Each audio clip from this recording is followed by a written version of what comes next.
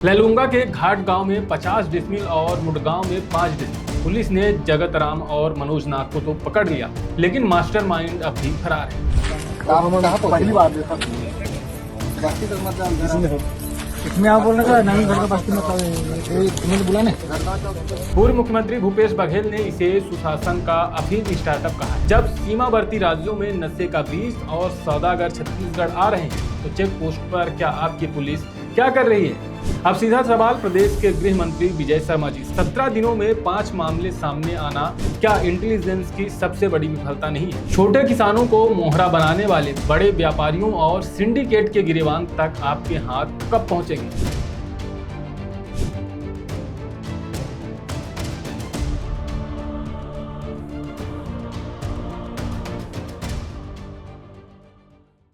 क्या छत्तीसगढ़ अब उड़ता पंजाब बनने की राह पर है? क्या धान के कटोरे में अब नशे की खेती लहलहाए? रायगढ़ से जो खबरें आ रही हैं वो सिर्फ कानून तोड़ने की खबरें नहीं हैं, वो प्रदेश के गृह विभाग की नाकामी का जीता जागता सबूत है। लैलूंगा के घाट गांव और मुड़ा गांव में अफीम की खेती पकड़ी गई। 17 दिनों में 5 मामले। ये कोई इत्तेफाक नहीं, ये एक पूरी की पूरी ड्रग्स इंडस्ट्री है जो आपकी नाक के नीचे फल फूल रही है। लैलूंगा के घाट गांव में 50 डिसमिल और मुडगांव में 5 डिसमिल। पुलिस ने जगत राम और मनोज नाग को तो पकड़ लिया, लेकिन मास्टरमाइंड अब भी फरार है।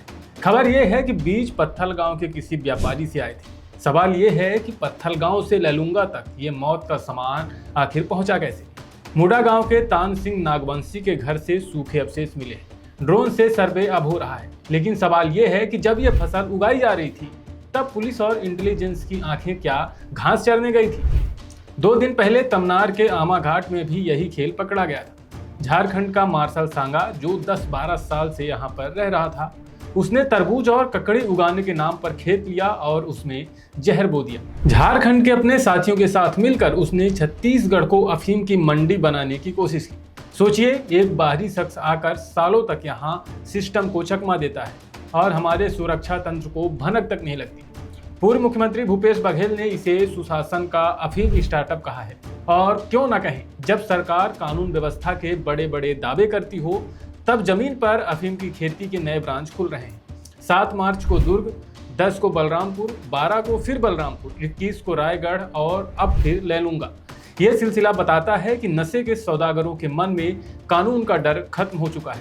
एसएसपी रायगढ़ शशि मोहन सिंह ने बताया कि मामले में साधराम नागवंशी और अभिमन्यु को गिरफ्तार किया गया है। फिलहाल पुलिस की जांच जारी है। मिली थी कि लैलूंगा थाना क्षेत्र के नवीनगढ़ गांव में कुछ लोगों के द्वारा अपनी बाड़ी में अफीम के पौधे जैसी कोई चीज उगाया गया है।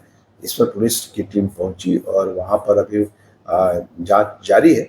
अभी स्पष्ट तौर पे कहना मुश्किल है कि कितनी मात्रा है जमीन की, कितने जमीन में उसको लगाया गया था और उसकी मात्रा कितनी है। ये सब कुछ अभी जब हमारी विवेचना शुरू होगी उसके बाद बताना पॉसिबल होगा। अभी 2 लोग हैं हिरासत में लिए गए हैं, एक साधराम नागवंशी और एक अभिमन्यु। उनसे अभी प्रारंभिक तौर पे पूछताछ की जा रही है। अब सीधा सवाल प्रदेश के गृह मंत्री विजय शर्मा जी से। मंत्री जी, आप बड़े बड़े मंचों से सुशासन की बातें करते हैं, लेकिन क्या आपका सुशासन लैलूंगा के खेतों तक नहीं पहुंच रहा है? सवाल नंबर 1, 17 दिनों में 5 मामले सामने आना क्या इंटेलिजेंस की सबसे बड़ी विफलता नहीं है? सवाल नंबर 2, जब सीमावर्ती राज्यों में नशे का बीज और सौदागर छत्तीसगढ़ आ रहे हैं तो चेक पोस्ट पर क्या आपकी पुलिस क्या कर रही है?